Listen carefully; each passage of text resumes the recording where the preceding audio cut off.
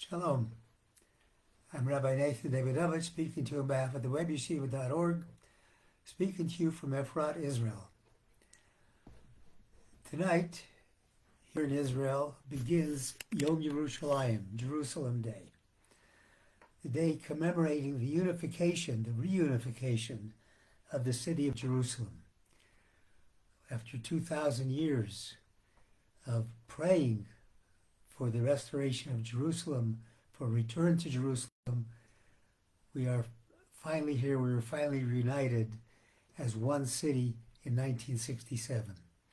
So I'm going to talk a little bit about that and the connection between what happens exactly a week from now. A week from tonight begins the holiday of Shavuot, the holiday when we receive the Torah. In addition, almost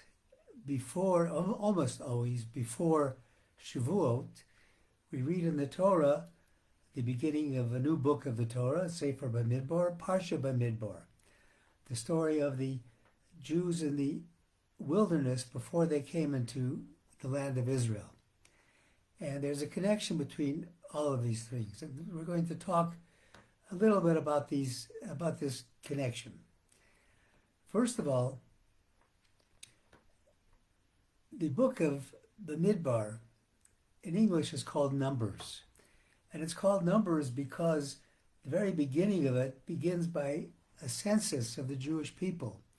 And the Torah commands Moshe to count the heads, Su'as Rosh B'nai Yisrael, to count the heads of B'nai Yisrael. And the question is, why is this census taken at this time? What's the significance of it? And the significance of it, the commentators point out, is that the number of souls who left Egypt were 600,000 men. And a part of these souls is in every single Jew alive today. And Bamidbar, that Parsha takes us to talks about the time before the receiving the Torah. And before we receive the Torah, there's a very famous sentence that is said, Vayichan ha'am neged ha'har, that the people encamped next to Mount Sinai, and the word used, Vayichan, is a singular, like one person. And Rashi quotes the sages that says that the children of Israel were Ish echad ulev echad. They were like one person and one heart. And that is what is necessary to receive the Torah, the concept of unity. And when we refer to all of the 600,000 souls who left Egypt and who received the Torah, there are 600,000 letters in the Torah. And in each letter of the Torah, a portion of a particular person's neshama, soul, can be found. And just as the Torah could not be given without the unity of all the people, without all of the people camped as one, Lev Echad, Ish Echad, one person, one heart, so too the Torah, if it's missing a single letter, is not complete and cannot be read. So this teaches us the importance of Achdus. Now getting to Jerusalem, Yerushalayim is Ir Shel Shalem. It's a complete city. It's a city of peace.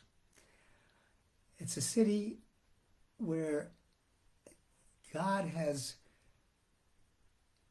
promised us to bring his presence into this city. And of course, when we entered the land of Israel, we first built the tabernacle, and then we ultimately built the Holy Temple, the first and the second Holy Temples. And those were places where God's presence was felt and spread through the world. because of the dispersal from the land of Israel, from Jerusalem, the Jews only could pray for the return of Jerusalem. And we see it many times in the prophets.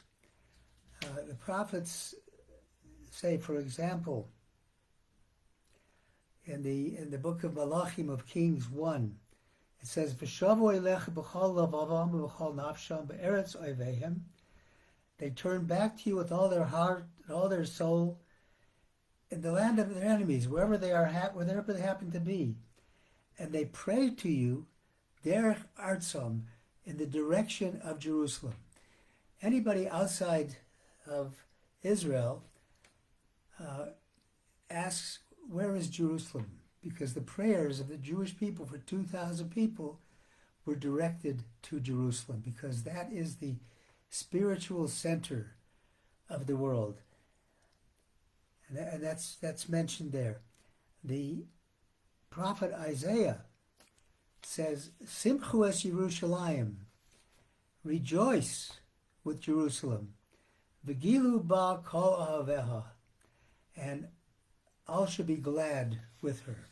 And of course, Yom Yerushalayim, the day of the reunification of Jerusalem, is a day of gladness, where we're singing and dancing, and it's like a chag, it's like a festival. We say Hallel on this day, and sing to God for the reunification of Israel. There's a story that is told in 1967 when Rav Kook in his yeshiva was celebrating the 19th anniversary of the independence of Israel, the return to the land of Israel, when Israel was declared a state. The state of Israel was declared a state in 1948, and then in 1967, the 19th anniversary, in the yeshiva, Rav Kook and his students are singing and dancing, and after much singing and dancing, all of a sudden Rav Kook says, "Where is Hebron? Where is Jerusalem? We had it and we're now kept from it, because during the armistice that was declared in 1949, a good part of Jerusalem was kept from the Jews. The Jordanian army occupied it, and the ability to go to the Western Wall, to the Kotel HaMaravi, was very severely limited. So he was crying, where is Jerusalem? We need this back." At the same time, the celebration in the Binyami Ha'uma, in the National Center, thousands of Jews gathered together, and they sang for the first time the song of Jerusalem of Gold, Yerushalayim Shel Zahav, and they said, "Im eshkachech Yerushalayim tishkach yemini." If I forget you, O Jerusalem, I should forget my right hand. They sang with such enthusiasm that one of the members of the yeshiva who heard this ran back to tell Rav Kook, it was the middle of the night, about this singing.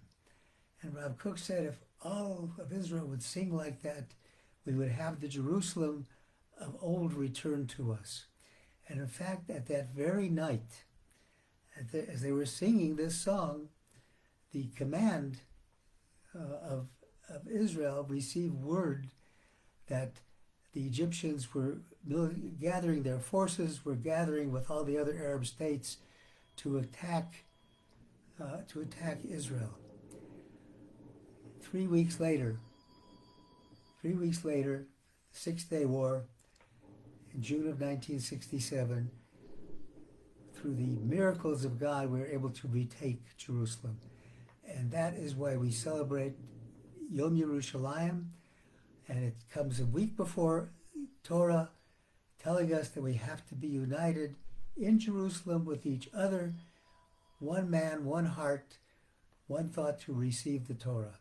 So I wish everybody a happy Yom Yerushalayim, Chag Sameach, Shabbat Shalom, and for next week, next Thursday night is Shavuot. I wish everybody to be able to receive the Torah anew. Let it be fresh to you as if it was given to you today. Shabbat Shalom.